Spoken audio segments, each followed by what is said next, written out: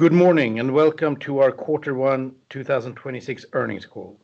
My name is Winklerfelt. I'm the CFO of Boule Diagnostics, and with me today I have Torben Nielsen, our CEO. We will be recording this session, and after the formal presentation, we will open up for questions on the line and in the chat. With that, I will hand it over to you, Torben. Thank you, Michael. The first quarter of 2026 represents an important step forward for Boule.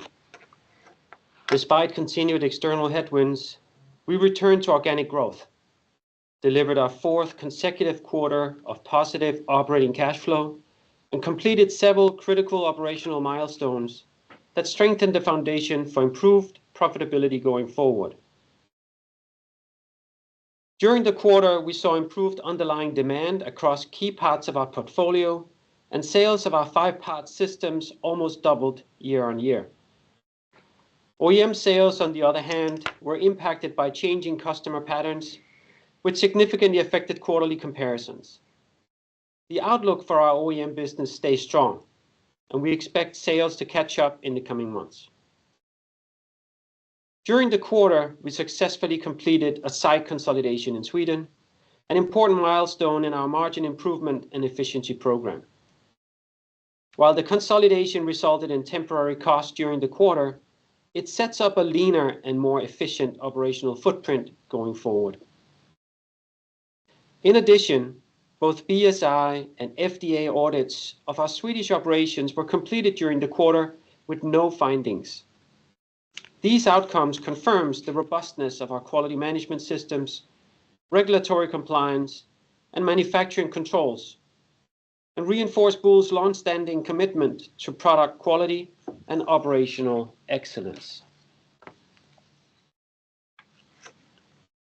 Looking at the Q1 financials for the group sales amounted to 102 million SEK compared to 113 million in the prior year.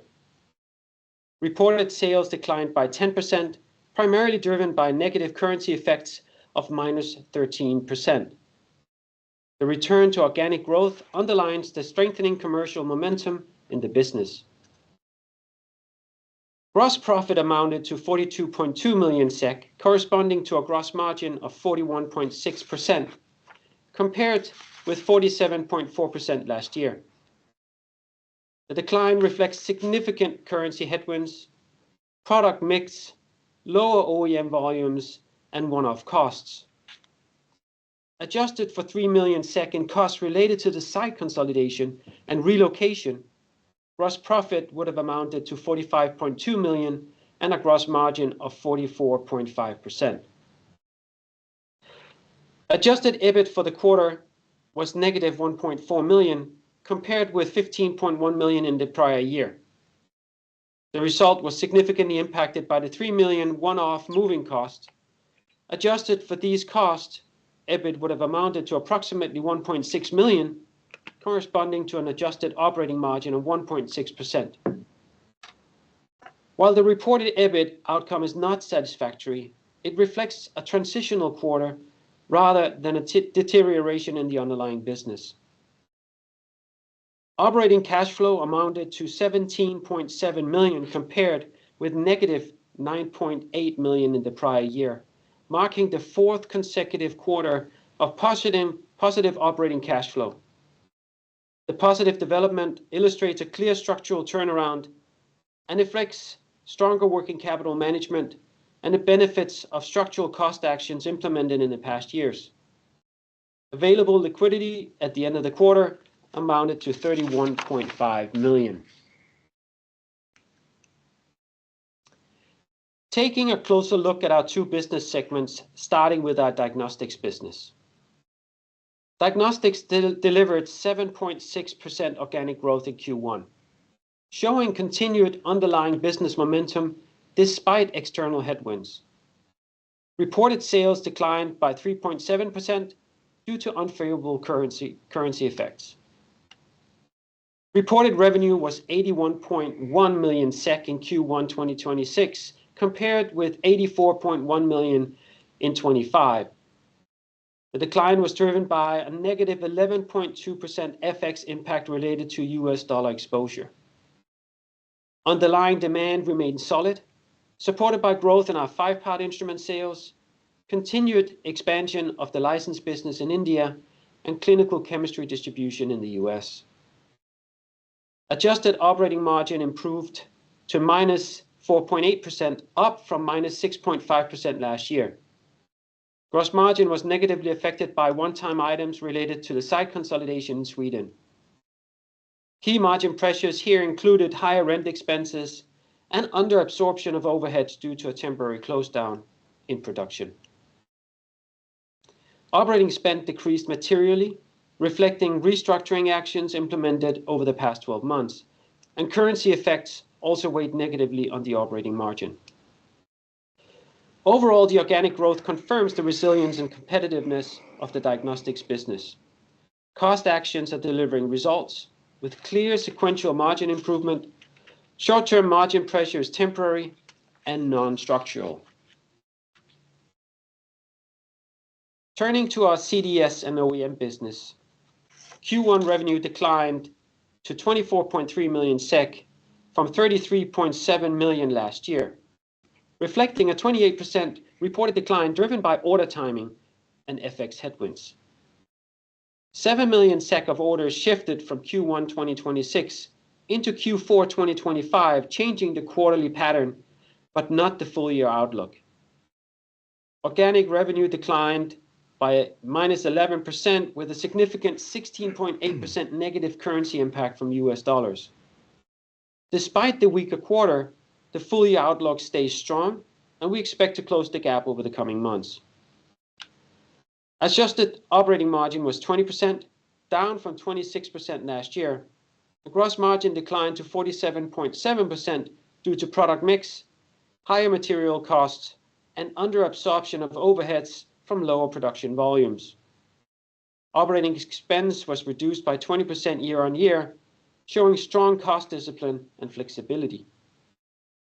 Overall, Q1 reflects timing effects rather than demand weakness, with profitability staying solid and momentum expected to improve through the year. With that, I'll hand it over to you, Michael, to take us through the financial summary. Thank you, Torben. Financial summary. Starting with the financial summary for the quarter.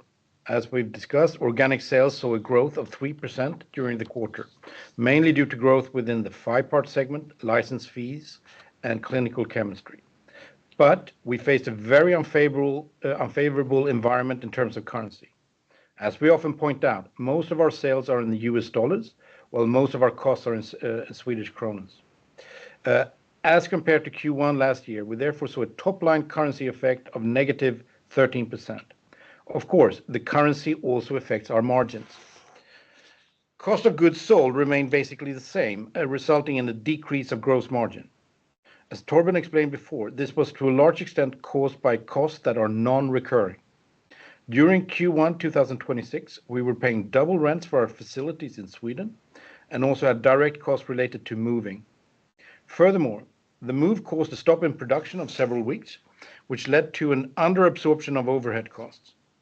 The total of these non-recurring costs amounts to 3 million SEK. When we compare the gross margin to the first quarter last year, we also have large differences in terms of inventory revaluation. This was positive last year and negative this year. Operating expenses decreased by 24% from last year if we include restructuring costs. If we exclude the write-off of Russia, the decrease in operating spend was 29%. As the savings implemented in Q1 2026, foremost the site consolidation in Sweden, now take effect, we are looking forward to an even lower cost base. Operating profit was lower than last year, mainly as a result of lower sales and lower gross margin. Operational cash flow was positive in the quarter, mainly due to improvements in working capital. And if we look at the operating cash flow, if you see the trend, it's very, very positive. The operating cash flow is very much the focus for us, and we can note that the first quarter marks the fourth quarter in a row with positive operating cash flow.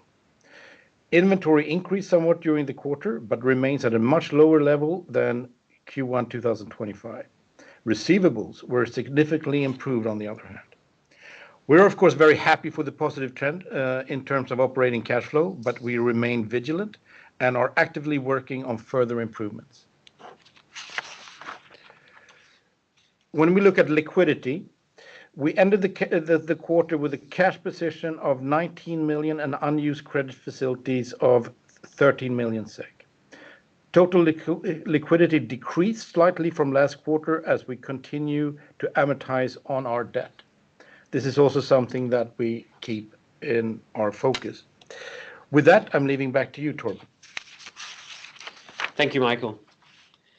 Our strategic priorities for 2026 are designed to transform Boule into a higher growth and higher margin company while strengthening the scalability and resilience of our operations. Margin expansion stays a top priority. Key initiatives for 2026 include automation of the reagent manufacturing line in Sweden to improve efficiency, quality, and cost competitiveness. In parallel, we are digitizing RA/QA processes through the implementation of an EQMS, an electronic quality management system, as well as streamlining our global operations teams. Together, these actions are expected to deliver both immediate cost benefits and long-term operational robustness. Growth is driven through focused organic investments aimed at delivering sustainable and profitable expansion. We're expanding our sales presence in Africa. We're ramping up digital marketing and lead generation globally, and taking actions to structurally improve the profitability of the global service business. These initiatives strengthen the commercial execution while keeping a clear focus on profitability and cash generation. Finally, portfolio development is the third pillar of our strategy. We are launching a new vet hematology instrument globally. We're accelerating the development of generic blood controls, and we are commercializing OEM projects. These initiatives reinforce Boule's competitive position, broaden our addressable market, and supports long-term value creation. With that, this concludes our formal presentation, and we are now ready to take your questions.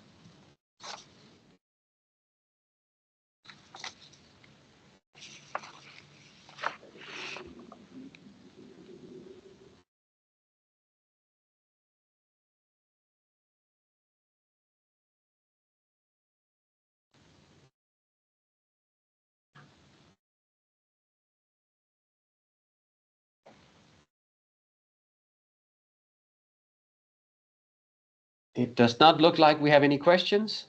So with that, thank you for your attention and have a continued nice day.